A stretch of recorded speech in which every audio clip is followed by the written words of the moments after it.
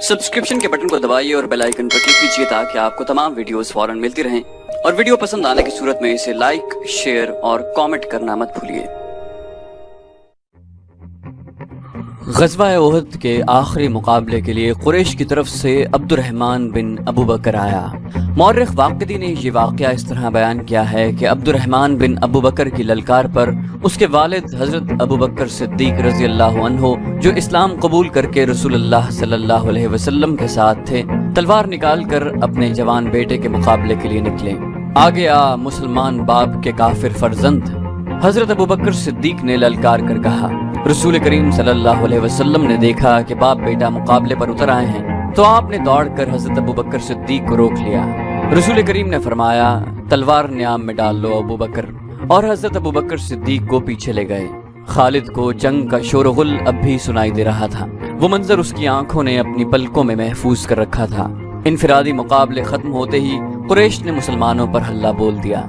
रसूल अकरम सल्लल्लाहु अलैहि वसल्लम ने ओहद की पहाड़ी को अपने अक़ब में रखा हुआ था, इसलिए मुजाहिदीन इस्लाम को अक़बी हमले का खतरा नहीं था। आमने सामने का मार्का खूंरेज़ था। मुसलमानों की नफरी बहुत थोड़ी थी। इस कमी को उन्होंने जज्बे तेग़ज़नी के कमालात से पूरा कर दिया।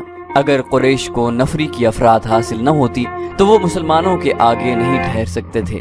वो नफरी के जोर पर लड़ रहे थे। खालिद की नजर रसूल करीम सल्लल्लाहु अलैहि वसल्लम पर थी। आप सल्लल्लाहु अलैहि वसल्लम एक पहलू पर थे। यही पहलू था जिस पर खालिद को हमला करना था। अब कि उसने अपने सवारों को यह हुक्म दिया कि वो घोड़ों को सरपट दौड़ाते तंग रास्ते से आगे निकल जाएं और मुसलमानों के पहलू पर हल्ला बोलें।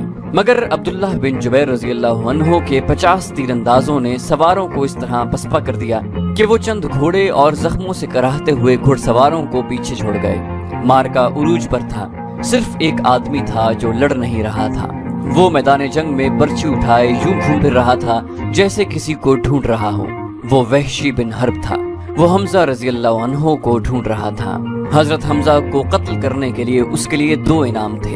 एक ये कि उसका आका उसे आजाद कर देगा, और दूसरा अबू सुफियान की बीवी हिंद वो जेवरात जो उसने पहन रखे थे वो उसे इनाम में देगी। उसे हजरत हमजा रज़ी अल्लाहु अन्हु नजर आ गए। वो कुरैश के एक आदमी सबा बिन अब्दुल उज़ा की तरफ बढ़ रहे थे। अरब में रिवाज था कि खतना औरतें किया करती थीं। मौर्रिख़ इब्न हश्शाम के मुताबिक इस्लाम से पहले ही अरबों में खतने का रिवाज मौजूद था। हमजा रज़ी अल्लाहु अन्हु जिसने सबा को ललकारा था, उसकी माँ खतना किया करती थी। हजरत हमजा ने उसे ललकारा कि खतना करने वाली के बेटे, इतरा और मुझे आखिरी बार देख। सबा बिन अब्दुल उज़ा हमजा रज़ी अल्लाहु अन्हु की तरफ बढ़ा। गुस्से से उसका चेहरा लाल था। वो तलवार और ढाल की लड़ाई का माहिर था। हजरत हमजा रज़ी अल्लाहु अन्हु भी कुछ कम न थे। दोनों एक दूसरे के करीब आए और एक दूसरे पर वार करने लगे। दोनों की ढालें वार रोक रही थीं।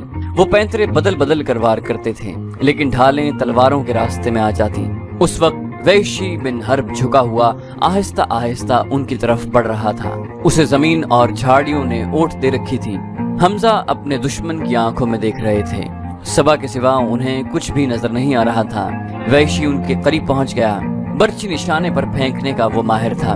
वो इतना करीब हो गया जहां से उसकी बर्छी खता नहीं जा सकती थी। वो उठ खड़ा हुआ और बर्छी को हाथ में तोला, फिर उसे फेंकने की पोजीशन में लाया। हजरत हमजा रज़ी अल्लाहु अन्हु ने सबा पर यक के बाद दीगरे तेजी से 2-3 हमले किए। आखिरी वार ऐसा पड़ा कि हजरत हमजा की तलवार सबा के पेट में उतर गई। हमजा रज़ी अल्लाहु अन्हु ने तलवार उसके पेट से इस तरह निकाली कि उसका पेट और ज्यादा फट गया और वो हजरत हमजा के कदमों में गिर पड़ा। हजरत हमजा रज़ी अल्लाहु अन्हु अभी संभले ही थे कि वहशी ने अपनी पूरी ताकत से बर्छी फेंकी। फासला बहुत कम था। बर्छी हजरत हमजा के पेट में इतनी ज्यादा उतर गई कि उसकी अन्नी हजरत हमजा के पेट से आगे निकल गई। हजरत हमजा रज़ी अल्लाहु अन्हु गिरे नहीं। उन्होंने इधर उधर देखा, उन्हें वहशी दिखाई दिया। हजरत हमजा बर्छी अपने जिस्म में लिए हुए वहशी की तरफ बढ़े। वहशी जहाँ खड़ा था वहीं खड़ा रहा। हजरत हमजा 4-5 कदम चलकर गिर पड़े। वहशी उनके जिस्म को हिलता जुलता देख रहा था। जब जिस्म की हरकत बंद हो गई तो वहशी उन तक आया। वो शहीद हो चुके थे। वहशी ने उनके जिस्म से बर्छी निकाली और चला गया। अब वो हिंद और अपने आका जुबैर बिन मुतम को ढूंढने लगा। खालिद को वो मार्का याद आ रहा था और उसके दिल पर बोझ सा बढ़ता जा रहा था। उसका घोड़ा चला जा रहा था।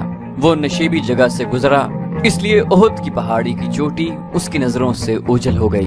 اسے اپنے قبیلے کی عورتیں یاد آئیں جو قریش اور ان کے اتحادی قبائل کو جوش دلا رہی تھیں۔ خالد کو یاد آیا کہ وہ مارکے کا نظارہ کرنے کے لیے ایک بلند جگہ چڑھ گیا تھا۔ اسے مسلمان عورتیں نظر آئیں۔ مسلمان اپنے جن زخمیوں کو پیچھے لاتے تھے انہیں عورتیں سنبھال لیتی تھیں، ان کی مرہم پٹی کرتی اور انہیں پانی پلاتی۔ مسلمانوں کے ساتھ 14 عورتیں تھیں جن میں حضرت فاطمہ رضی اللہ عنہ بھی تھیں۔ پھر یوں ہوا کہ قلیل تعداد مجاہدین کثیر تعداد کفار پر غالب آ گئے۔ قریش کا پرچم بردار گرا تو کسی اور نے پرچم اٹھا لیا، وہ بھی گرا، پرچم کئی بار گرا۔ آخر میں ایک غلام نے پرچم اٹھا کر اونچا کیا لیکن وہ بھی مارا گیا۔ پھر مسلمانوں نے قریش کو پرچم اٹھانے کی مہلت نہ دی۔ قریش کے جذبے جواب دے گئے تھے۔ خالد نے ان کی پسپائی دیکھی اور یہ بھی دیکھا کہ مسلمان ان کے تعاقب کر رہے ہیں۔ قریش اپنے کیمپ میں بھی نہ ٹھہرے، اپنا مال و اسباب چھوڑ کر افراتفری کے عالم میں بھاگ گئے۔ یہاں سے جنگ کے بعد کا مرحلہ شروع ہو گیا۔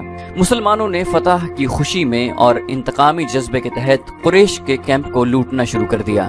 وہ فتح و نصرت کے نعرے لگا رہے تھے۔ قریش ایسے بوکھلا کے بھاگے کہ انہیں اپنی عورتوں کا بھی خیال نہ رہا۔ وہ پیدل بھاگی جا رہی تھی لیکن مسلمانوں نے ان کی طرف آنکھ اٹھا کر بھی نہ دیکھا۔ قریش کے گھڑ سواروں کے ایک دستے کا کمانڈر اکرمہ اور دوسرے کا خالد تھا۔ انہوں نے مسلمانوں کے پہلوؤں پر حملہ کرنا تھا مگر جنگ کا پانسا بری طرح پلٹ گیا تھا۔ اکرمہ اور خالد نے پھر بھی اپنے اپنے سواروں کو وہیں رکھا جہاں انہیں تیاری کی حالت میں کھڑا کیا گیا تھا۔ خالد کو اس کیفیت میں بھی توقع تھی کہ وہ شکست کو فتح میں بدل دے گا، لیکن جس راستے سے اسے گزرنا تھا وہاں مسلمان تیر انداز تیار کھڑے تھے۔ ان مسلمان تیر اندازوں نے اپنی بلند پوزیشن سے دیکھا کہ قریش بھاگ گئے ہیں اور ان کے ساتھ ہی مال غنیمت جمع کر رہے ہیں تو وہ بھی اپنی جگہ چھوڑنے لگے۔ ان کے کمانڈر عبداللہ بن جبیر رضی اللہ عنہ نے انہیں کہا کہ اپنے رسول صلی اللہ علیہ وسلم کی حکم عدولی نہ کرو۔ آپ صلی اللہ علیہ وسلم کا حکم ہے کہ آپ کی اجازت کے بغیر یہاں سے کوئی نہ ہٹے۔ جنگ ختم ہو گئی ہے۔ تیر انداز شور مچاتے ہوئے پہاڑی سے اترنے لگے۔ مال غنیمت، فتح ہماری ہے۔ عبداللہ بن جبیر کے ساتھ صرف 9 تیر انداز باقی رہ گئے۔ خالد نے یہ منظر دیکھا تو اسے ایسا لگا جیسے خواب دیکھ رہا ہو۔ وہ یہی چاہتا تھا۔ وہ تیر اندازوں کو دیکھتا رہا۔ جب وہ قریش کے کیمپ میں پہنچ گئے تو اس نے پہاڑی پر حملہ کر دیا جہاں پر عبداللہ بن جبیر اور ان کے 9 تیر انداز رہ گئے تھے۔ خالد انہیں نظر انداز بھی کر سکتا تھا لیکن وہ ان سے انتقام لینا چاہتا تھا۔ اس کے گھڑ سوار پہاڑی پر چڑھتے جا رہے تھے، اوپر سے تیر انداز تیزی سے تیر برسا رہے تھے۔ اکرمہ نے خالد کو انین پر حملہ کرتے دیکھا تو وہ بھی اپنے سوار دستوں کو وہیں لے گیا اور اس کے گھوڑے ہر طرف سے اوپر چڑھنے لگے۔ سواروں کے پاس بھی تیر کمانیں تھیں، وہ اوپر کو تیر چلا رہے تھے لیکن اتنے گھڑ سواروں کو روکنا اوپر والوں کے لیے ممکن نہ تھا۔ سوار اوپر چلے گئے، تیر انداز دست بدست لڑائی بھی لڑے اور سب زخمی ہو کر گرے۔ خالد نے زخمیوں کو پہاڑی سے نیچے پھینک دیا۔ عبداللہ بن جبیر رضی اللہ عنہ بھی شہید ہو گئے۔ وہاں سے خالد اور اکرمہ نے اپنے گھڑ سواروں کو اتارا اور اس مقام پر آ گیا جہاں سے مسلمانوں نے لڑائی کی ابتدا کی تھی۔ خالد کے حکم پر دونوں نے مل کر مسلمانوں پر حملہ کر دیا۔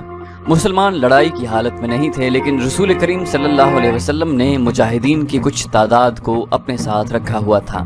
یہ مجاہدین گھڑ سواروں کے مقابلے میں ڈٹ گئے۔ قریش کے ساتھ جو عورتیں آئی تھیں وہ بھاگ گئیں لیکن عمرہ نام کی ایک عورت وہیں کہیں چھپ گئی تھی۔ اس نے جب قریش کے گھڑ سواروں کو مسلمانوں پر حملہ کرتے دیکھا تو اسے قریش کا پرچم زمین پر پڑا نظر آیا۔ اس عورت نے پرچم اٹھا کر اوپر کر دیا۔